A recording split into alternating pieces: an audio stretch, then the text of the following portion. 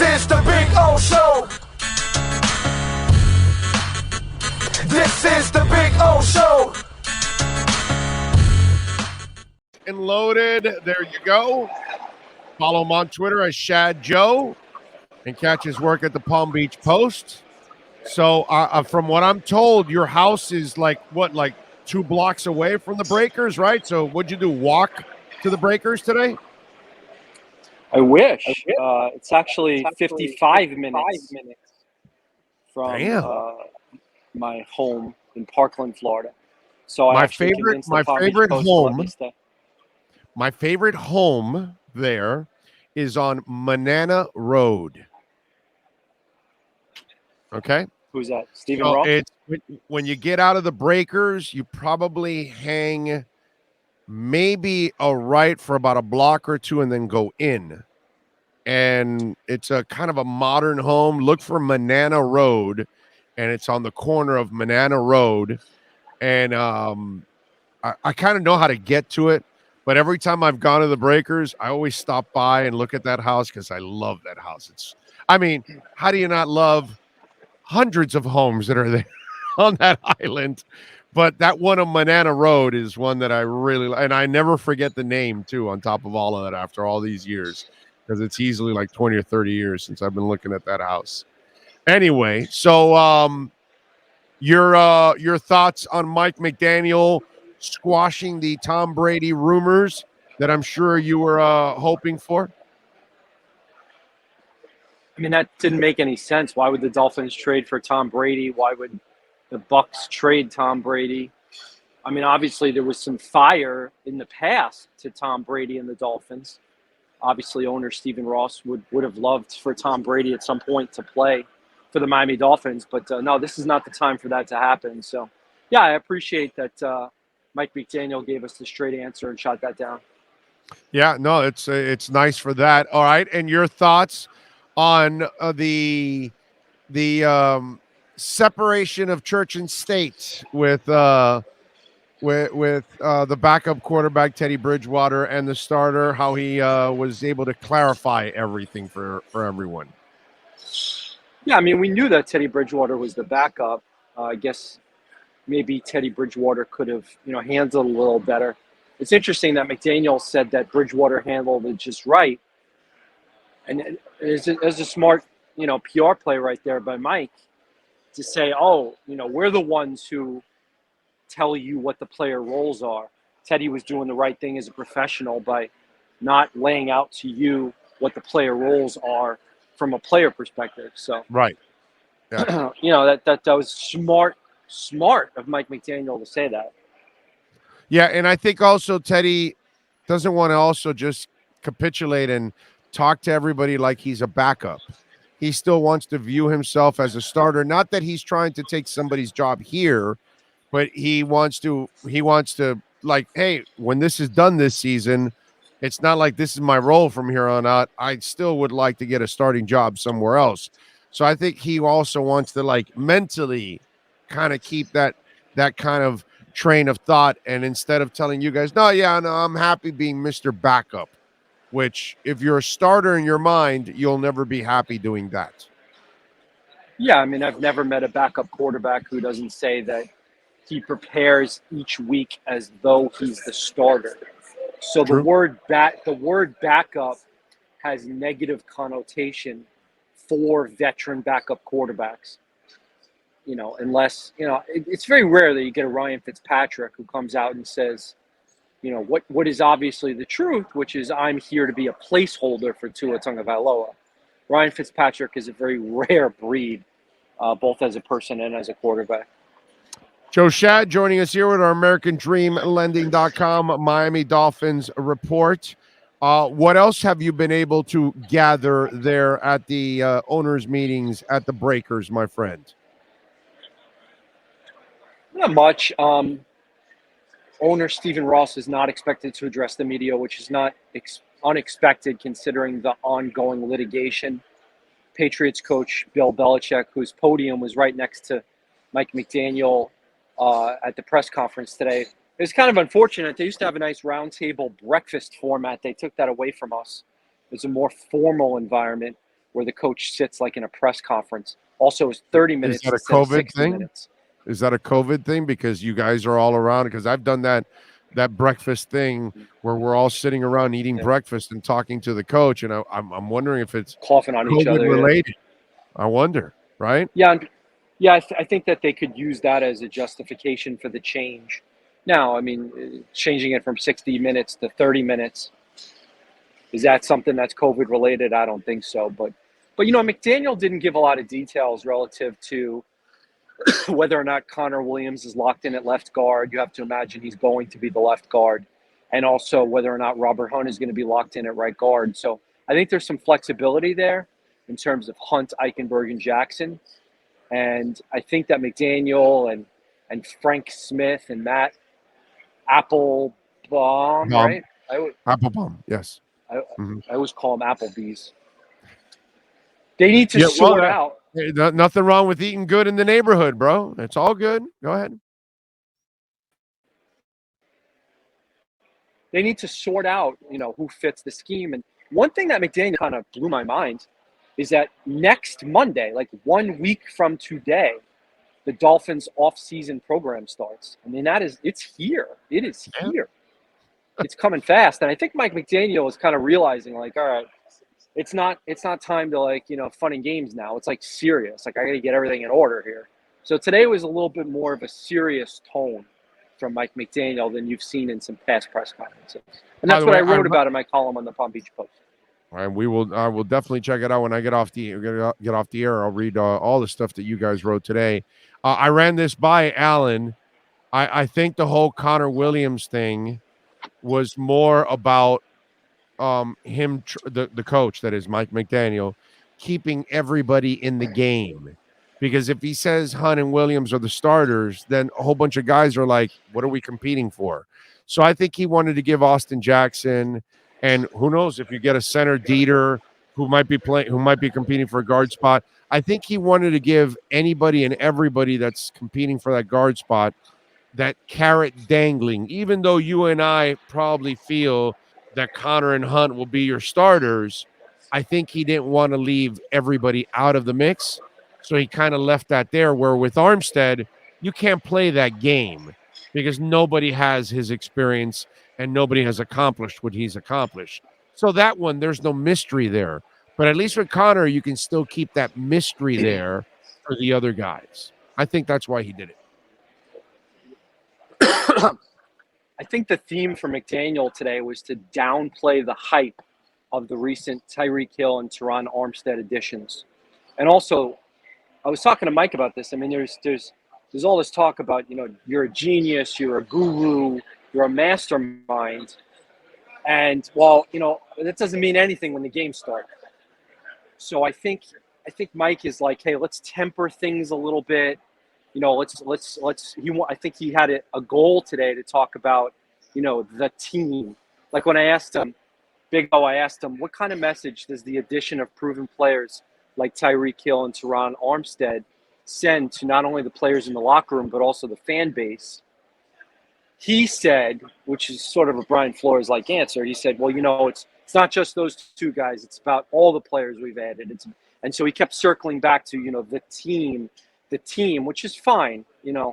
I think that was just his sort of messaging of the day. And I also understand that, where you don't want to signal out, well, no, yeah, Armstead and Hill, yeah, that's the reason why we're going to compete. And then you're leaving out, Cedric, and you're leaving out Connor, and you're leaving out a bunch of guys. They're like, yo, man, I'm here too, man. I'm here to help out. So as a coach, he has to have that awareness of how he addresses, his entire squad. So I kind of see, you can be more singular. You can be more focused on one position or something like that. He has to have more of the team focus. And I understand that as a coach too, because you got to walk into that locker room and face all those guys. And it's like Cedric's going to go, well, all you care about is Tyreek and Waddle. So why am I here? I'm not here to help out either. So I kind of understand that, overall. You're like clashing. Are you like close to a kitchen it was or something? Coincidentally that Bill Belichick just a few feet A few feet away? Can you hear You me? said? Okay. It was coincidental that Bill Belichick. Oh, well, Yeah, see, Bill I can Belichick was just a few feet away from. see Belichick's close, and we're having technical issues. See, this is what happens in Gillette Stadium all the time. They can't hear the radio, the opponent, all that. So, now Belichick walks up close to you in the breakers, and we can't hear you now. And there's interference. I don't know, bro. I don't think Belichick is human. I think that guy's a robot. I think he's made of wires and stuff. Look at that. I think we're onto something here, bro. I don't Can you hear know. me fine now? Yeah, he didn't hear you didn't hear anything that I was talking about, right? Before? No, I heard you. I heard Oh, you. okay. You heard me? Did you hear Okay. me fine? No, I heard you. I heard you. All right. What Did else? Belichick look at you kind of What else? sideways because he was messing around with our audio? No, what I was trying to tell you is that he did not name an offensive or defensive coordinator. And so it's very Flores-like in terms of not knowing exactly who's doing what. That's the way Bill prefers it, but at least with Mike, you're going to get straight answers now. I like that. What I like is you got some distance from him, and all of a sudden the video and the audio is working perfectly now. So that kind of tells me that Look at this he's a hotel. cyborg. He's a cyborg. Look at it. Look at this. Look how cool this hotel is. Seriously. I know it's very Venetian, very Sistine Chapel like. This is such a cool hotel. It is. I brought my wife for lunch here on my Palm Beach Coast house hunting visit, and she was like, "Oh my gosh, is this what it's like in Palm Beach?" I'm like, "Yeah, at the Breakers, not where we're gonna live." So are you going over to Look at Worth? those flowers. Like it. Go ahead. Yes. Are you going over to Worth Avenue after this to go over to the Gucci shop and purchase something? We went to Clematis, which I haven't been to Clematis in 20 years. And it has changed a little bit. I noticed how you're saying that very slow and deliberate to make sure you pronounce it correctly. And yes, okay. I gave you a good enunciation of Clematis. Yeah, no, I know. Those first four letters are, you got to get past them. And I got you. Yeah, I went to dinner with Adam Beasley, Safid Dean, and Barry Jackson. It was my first dinner with Barry. Wow. Nice. What did Barry order? Water. Okay.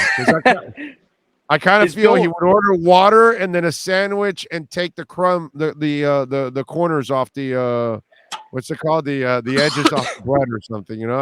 I kind of get that feeling Barry would ask for that. His bill was like $13. Yeah.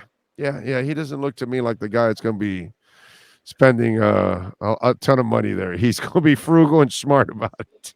Oh, but I asked him, and the Herald probably paid for it, by the way. I said, "Why are you so vocal of your support of Tua Tagovailoa on Twitter?"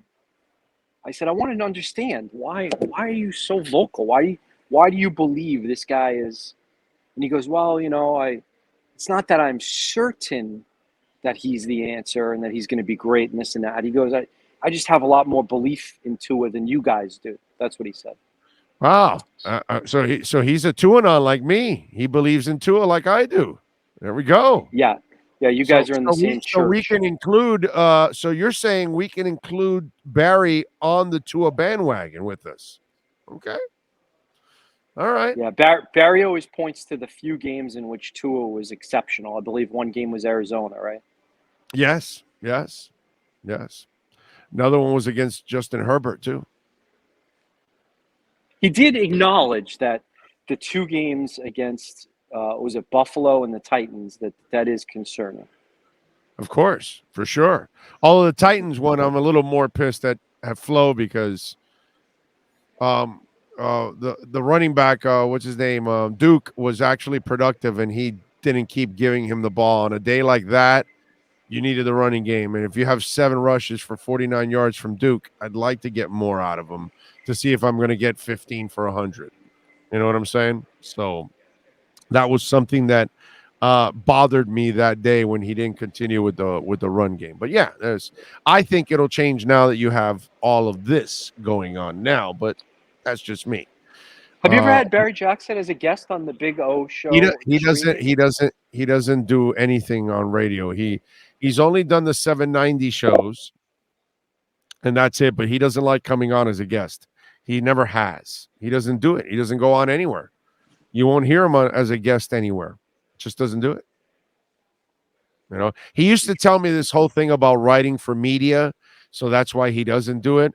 But he doesn't really write for media.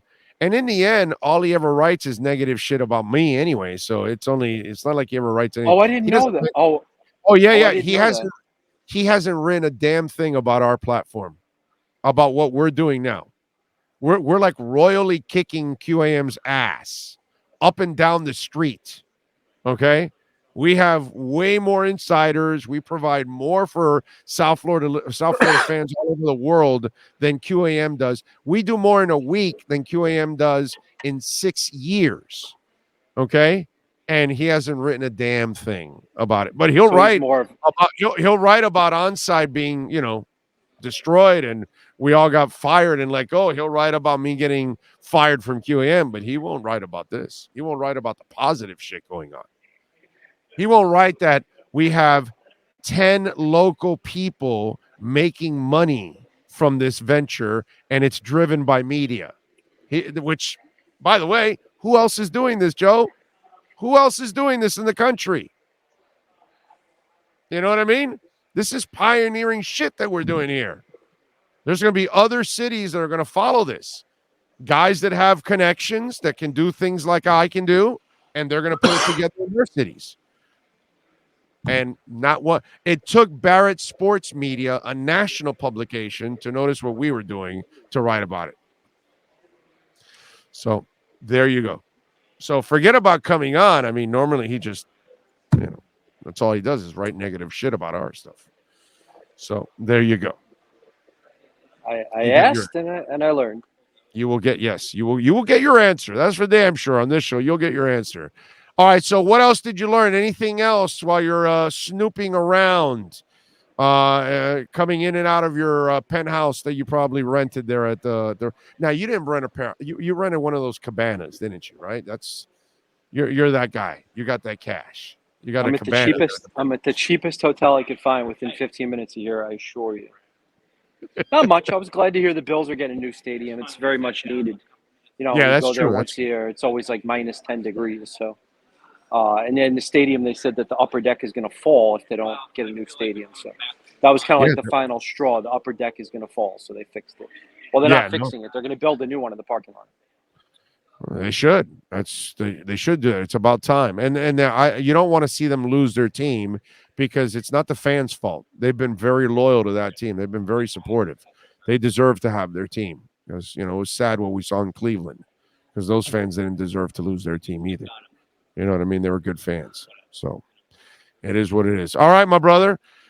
So I guess you're leaving disappointed that Teddy Bridgewater is not going to be challenging and not going to be the starter. Because you were all pumped up and ready to go, and you bought your Teddy Bridgewater jersey and everything, correct? No, I think that Tua Tagovailoa should be the Dolphins starter in 2022. Okay, all right. Just checking. Somebody said they caught you buying a Teddy Bridgewater jersey. I just want to make sure. I wasn't, we just got to keep up with the information and make sure it's correct. Teddy is a hometown hero, and so you should give him that respect. We do. And you did too by buying his jersey. Nice job by you. Follow him on Twitter at Schad Joe. More importantly, please do what I do and many others. Please subscribe to the Palm Beach Post and support Joe and all the great writers there that cover our town and our community. Joe, thank you, my friend. I appreciate you. We will catch up later in the week. See you, bud. There you go. The great Joe Schad, baby, from the Breakers. He took a break from his cabana to hang out, cover the event, and then join us for a couple of minutes. How strong is that? By the way, don't forget to smash the hell out of the like button. Okay?